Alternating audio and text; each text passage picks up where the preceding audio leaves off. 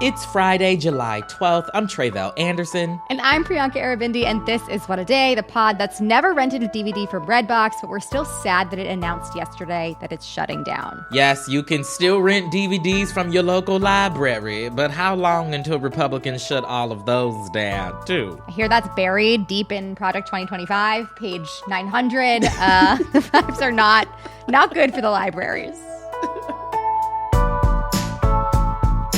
On today's show, inflation's cooling to the point that the Federal Reserve might cut interest rates this fall. Plus, there are several hot sports finals to catch this weekend. But first, yesterday, President Biden gave his first solo press conference since November of last year. He gave no indication that he would consider dropping out, but let's talk about his performance since it was very closely watched. He gave his remarks in D.C. after the NATO summit, where he spoke at length about policy and did give some very thorough answers. But there were a few moments where he stumbled. Take a listen to this brief excerpt where he mixed up the names of his own Vice President, Kamala Harris, and his opponent, Donald Trump. Look, I wouldn't have picked Vice President Trump to be vice president, but I think she was not qualified to be president. Ooh. I don't think anyone watching that in that moment was having a good time. That was not great. I should add that there were very few mix-ups during the event, but obviously all eyes were on Biden. There was very little room for flubs, if at all. This has been the topic of conversation since the debate. So there were a lot of eyes here, and it almost seemed that like every flub, every pause, every cough, it was a moment of, oh no, what's happening? Mm-hmm.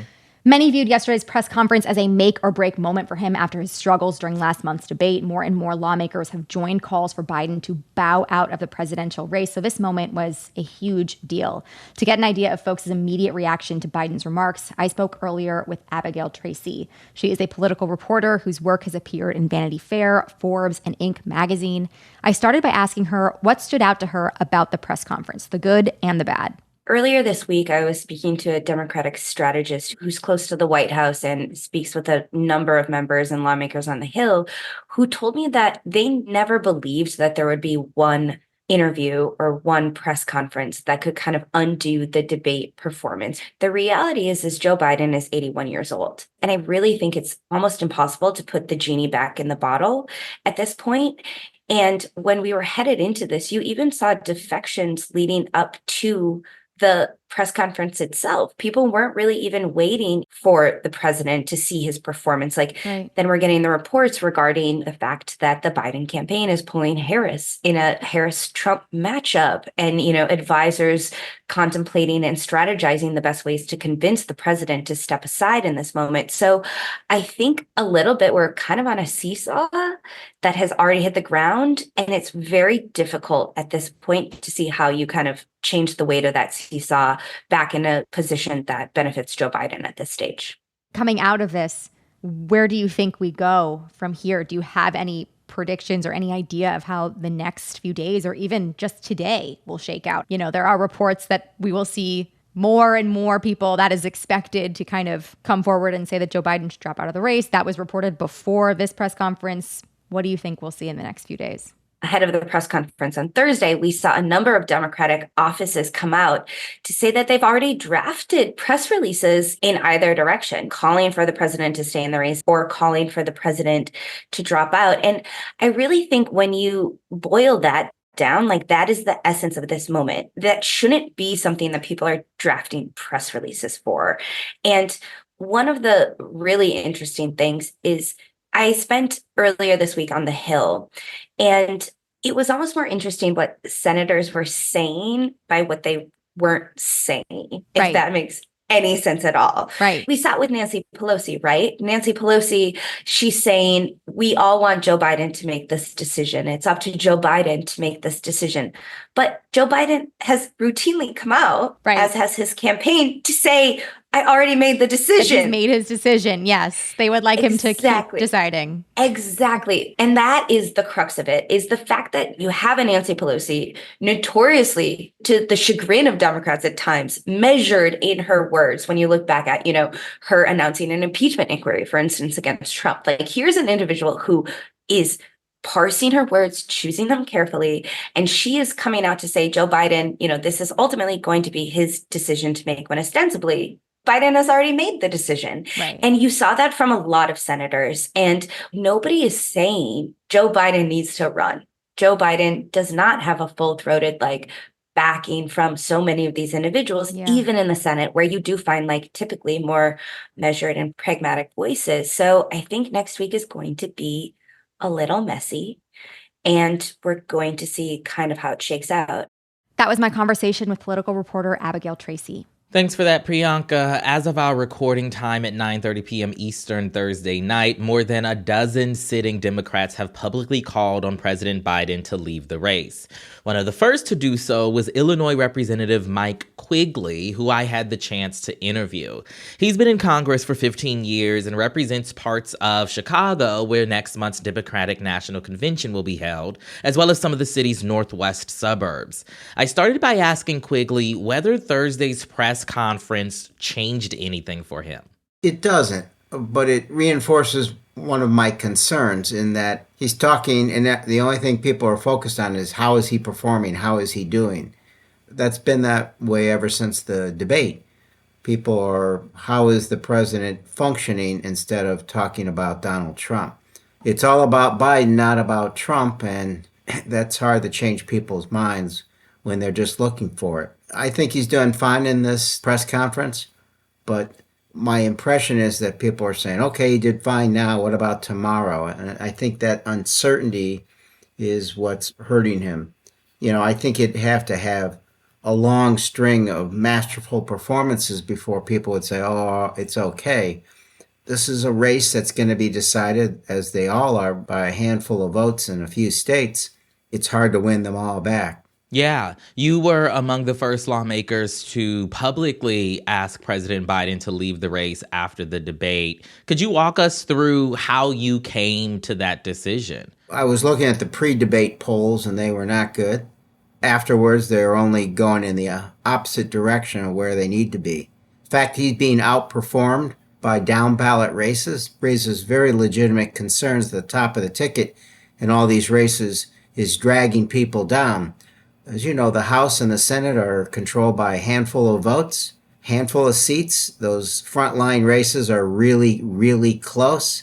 So I thought the first thing I would do is raise my concerns, which I did about a week ago, show the greatest, I'd like to think, respect and thoughtfulness and appreciation for the president and his legacy, that he brought us from the depths of January 6th and COVID and did so many other great things. Maybe he needs to consider what this race might mean, not just for the White House, but for the House and the Senate. And then I saw the reaction, I saw the continued polling and the interview, and it was time to be more direct. I guess you'd call it tough love. Yeah, did you have any concerns about Biden's ability to run for another term before the debate? Absolutely. But I think the concerns that the public had are being reflected in how people view how things have changed for the president over a relatively short period of time.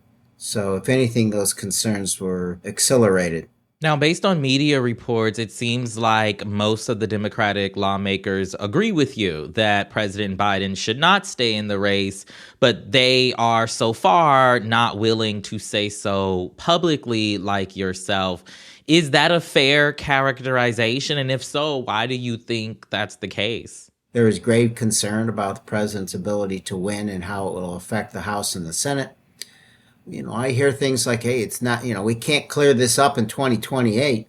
There's a real concern about how it will affect the possibility of future free and fair elections. So this is the ball game. First, I think they're processing this, thinking about how to handle it best way. Second, I do think there's a lot of members that can't bring themselves to do this just because of how much they like and respect the president and appreciate what he's done in 4 years. The final concern that I've heard is fear of the unknown, unprecedented change in mid-course so dramatic like this. Does it come off as chaotic? Does it make it any better? How do we look? Who would be the best? So I think there's a lot of questions about that make people hesitate. Are you frustrated at all that so many of your colleagues won't go that extra step and say that Biden needs to step down publicly at this critical juncture in the race? I don't want to judge how they decide to do this. I would just stress, in my mind, they really need to do this. The future of our country, our democracy across the world, the fact that this is first, second, and third about Trump, the specter of a Trump second presidency. This isn't about loyalty. This isn't about fear of temporary change and the chaos that you may think come from this. This is about where we're going to be for all time. So whatever the risk that anyone believes are involved, you got to do it. If Biden were to drop out, would you support Vice President Kamala Harris as the party's nominee? And if not Harris, then who? I have the greatest respect for the vice president. I think she'd be a great candidate. I know she'd be a great president, but I don't want to get ahead of ourselves, A, out of respect for the president, and B, I think how that change takes place is very important because I think it has to be viewed as legitimate to the American people because they've talked about, well, we had primaries and that's democratic, but we also have rules that were democratically put together and a process to make a change here. If we just leap ahead and pretend that that isn't there and that other people don't have a right to have some input, I'm just a little concerned that that sounds like it's fait accompli. We don't care what you think. Maybe it loses some degree of legitimacy. All that being said, she would be the favorite to move forward, and I think President Biden has a lot to say about that. The greatest respect for her. I think she'd do a great job. I'd be proud to support her. Whoever the nominee is, I'm all in.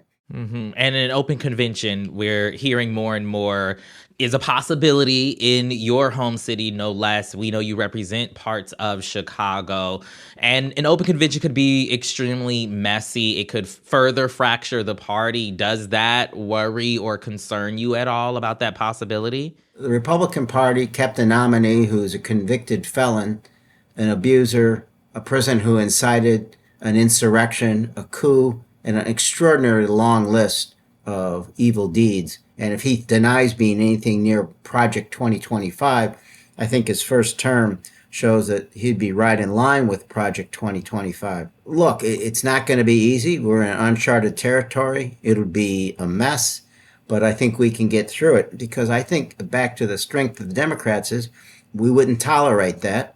And we have concerns here and we want to move forward in a positive way. I think as soon as there's a change, it's all about Trump again and his cognitive issues. Speaker Pelosi pointed that out as well. She thought it was an issue for both. It's absolutely an issue for Trump. But then again, it gets back. We're not talking about whether our nominee had a good press conference or not. We're talking about Trump all the time. There's plenty to talk about, and it's all bad. You just said as soon as there's a change. Does that mean you think this is inevitable, that Biden will absolutely step down? I can't tell you what's going to happen. I know a lot of my colleagues agree with me. You know, what are the factors in a decision like that? It's truly up to the president. He's deserved that right.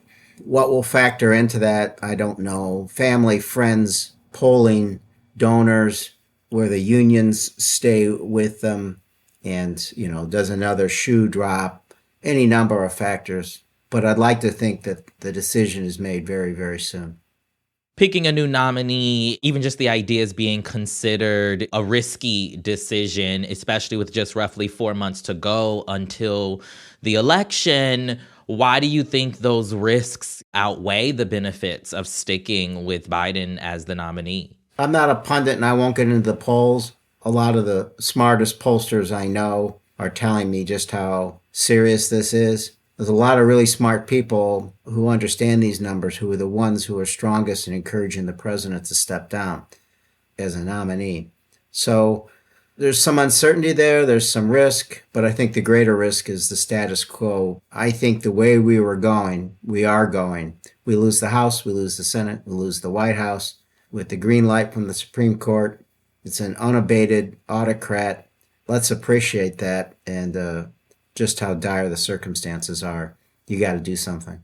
Biden won the Democratic primary in 2020, and while the names being floated to replace him now are somewhat different, they're not so different as to not raise concerns that they may not fare much better than the president in a race against Donald Trump.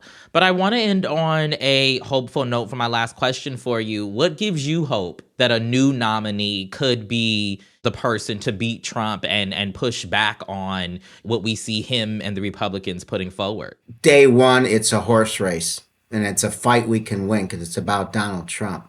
I think you can combine it with the Biden legacy, which is a strong one. I think he's got a great 4 years as president of the United States, one he should be proud of. So I'm optimistic. With a strong nominee, we're in a horse race. And for all the things we're talking about with President Biden, we're talking about in spades with Donald Trump. His abilities, his age, fair or not, talking about age singularly, it will be the issue for him. And he couldn't say, I don't want another debate. I love that opportunity because the great tragedy of that first debate wasn't just that it went so poorly for our president, but it let Donald Trump off the hook. He couldn't get past all the lies he told. We've got a sharp nominee. They can hammer him to the wall on that. Representative Quigley of Illinois, thanks so much for giving us some of your time today. Thank you. Take care. That was my conversation with Congressman Mike Quigley of Illinois. As we've been saying for weeks now, this story continues to move quickly and evolve, but we're keeping an eye on all the twists and turns for you, and we'll continue to keep you updated. We'll get to some headlines in just a moment, but if you like our show, please make sure to subscribe and share it with your friends. We'll be right back after some ads.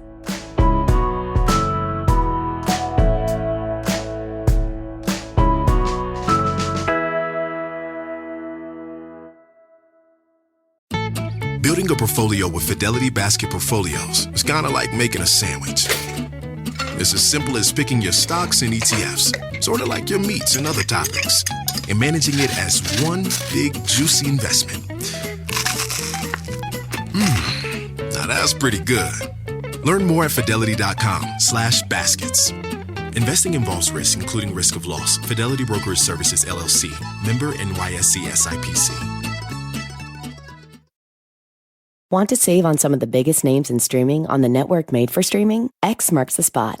Get Xfinity Internet and add the new Stream Saver that includes Peacock, Apple TV Plus, and Netflix. Just $15 a month.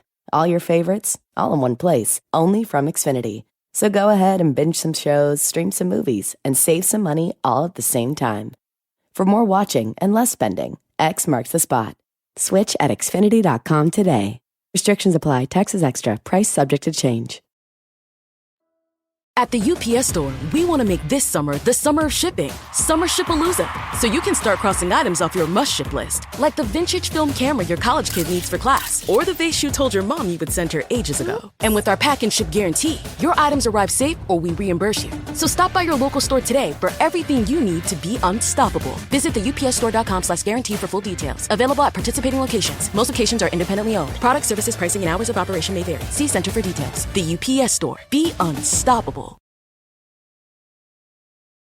Let's get to some headlines. Headlines.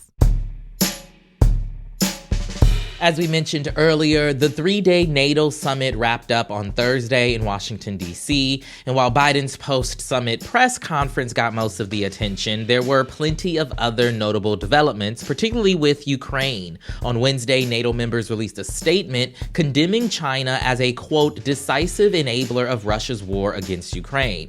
The statement also called on China to end its support of the Russian war effort. In response, a spokesperson for the Chinese mission to the EU denied many of the claims made by NATO, saying the organization's statement was, quote, provocative with obvious lies and smears. NATO leaders also committed more than $40 billion in security assistance to Ukraine over the next year and said that Ukraine is on an irreversible path to NATO membership, a move that Russian President Vladimir Putin opposes. Meanwhile, reporting Thursday from CNN revealed that NATO members are also on alert after the U.S. and Germany uncovered a Russian Russian plan to assassinate the head of a German arms manufacturer that has been sending weapons to Ukraine.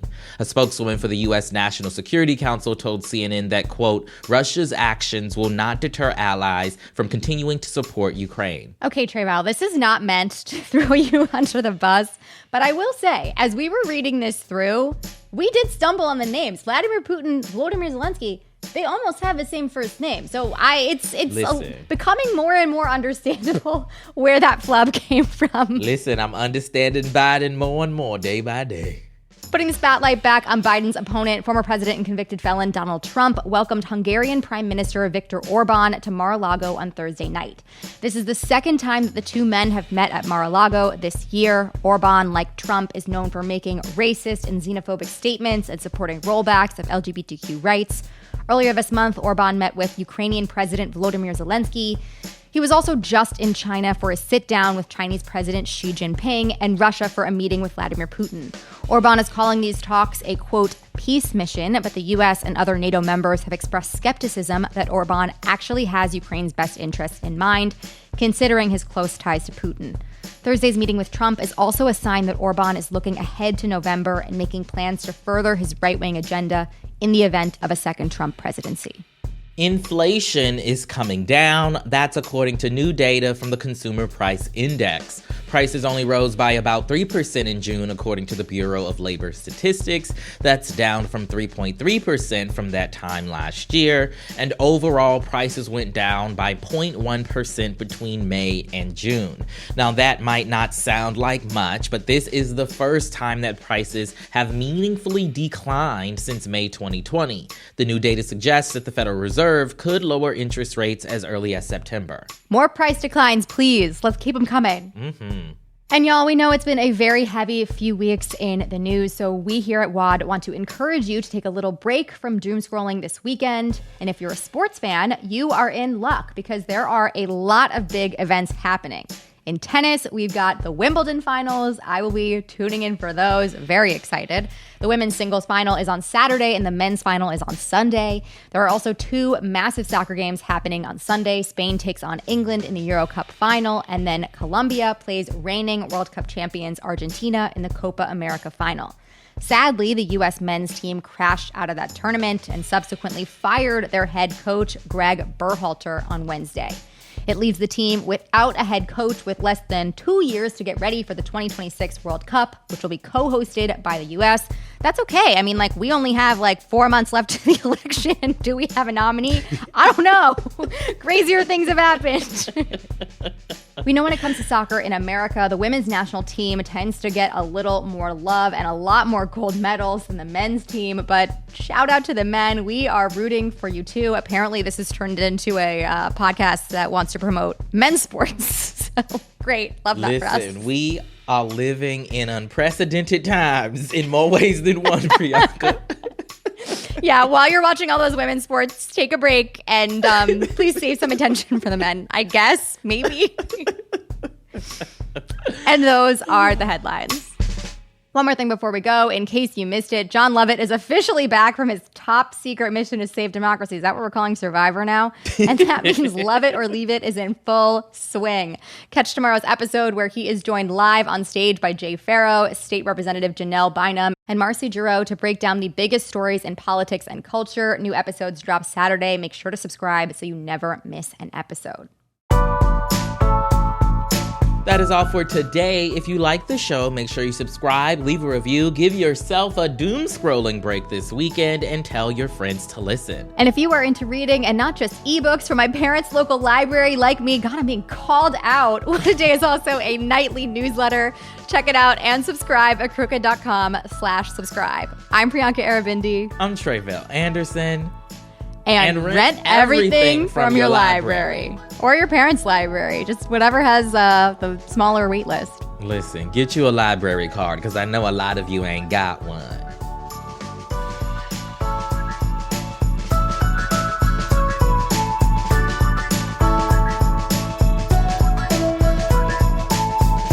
What a Day is a production of Crooked Media. It's recorded and mixed by Bill Lance. Our associate producers are Raven Yamamoto and Natalie Bettendorf. We had production help today from Leo Duran, Michelle Alloy, Ethan Oberman, Greg Walters, and Julia Clare. Our showrunner is Erica Morrison, and our executive producer is Adrian Hill. Our theme music is by Colin Gilliard and Kashaka.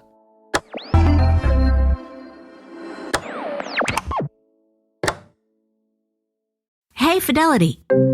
What's it cost to invest with the Fidelity app? Start with as little as $1 with no account fees or trade commissions on U.S. stocks and ETFs. That's music to my ears. I can only talk. Investing involves risk, including risk of loss. Zero account fees apply to retail brokerage accounts only. Sell order assessment fee not included. A limited number of ETFs are subject to a transaction-based service fee of $100. See full list at fidelity.com/commissions. Fidelity Brokerage Services, LLC, member NYSE SIPC. There are some cases so infamous that we have all heard about them. But some of the coldest cases are the ones that you've never heard of before. I'm Ashley Flowers, and every Wednesday on my show, The Deck, I dive into the coldest of cold cases. I'm sharing what our reporting team has found on these stories in hopes that someone listening may have the information needed to bring answers to light. And that listener could be you. Listen to The Deck now wherever you get your podcasts.